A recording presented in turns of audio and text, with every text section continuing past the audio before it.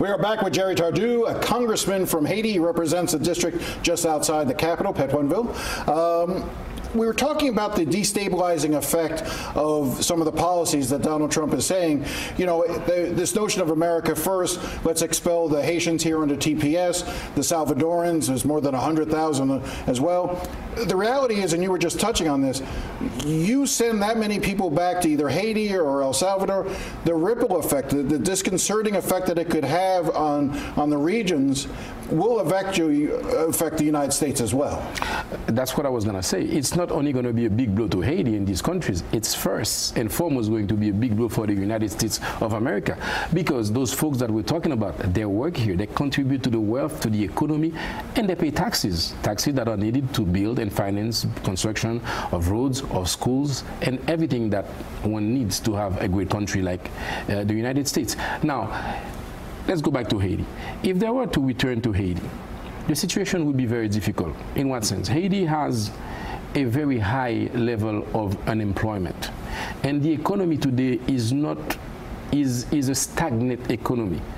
So no job creation for the past 5 or 6 years. The problems are numerous. There are reasons for that, but it's because the reforms have not been done, and it's because the assets of Haiti have not been exploited as they should. Well, let's also talk about a historical context. I mean, you cannot, take a country like Haiti and have U.S. invasions in the past, U.S. occupations in the past, U.S. propping up governments that were dictatorial in nature and siding with them, and not have a domino effect. It may have been 20, 30, 40 years ago, but the effects are you're still climbing out from a lot of that, from what you were describing as the raping and pillaging of the resources of Haiti and stealing from it. You know, Haiti is a lot in the situation it's in now, partly its own fault, but part of the blame falls on the United States. Absolutely, and not many people know it. When Haiti took its independence, for many years, more than 30 years, we had to be under a commercial embargo where no one was allowed to do business with Haiti because it was the first black independent republic, and this takes a toll on the economy.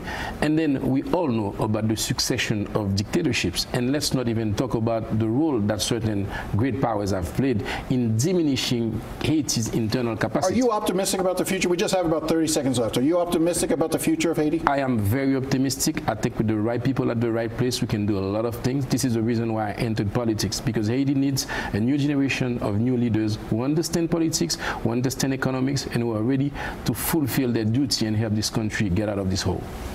And it's gonna take time, but it is.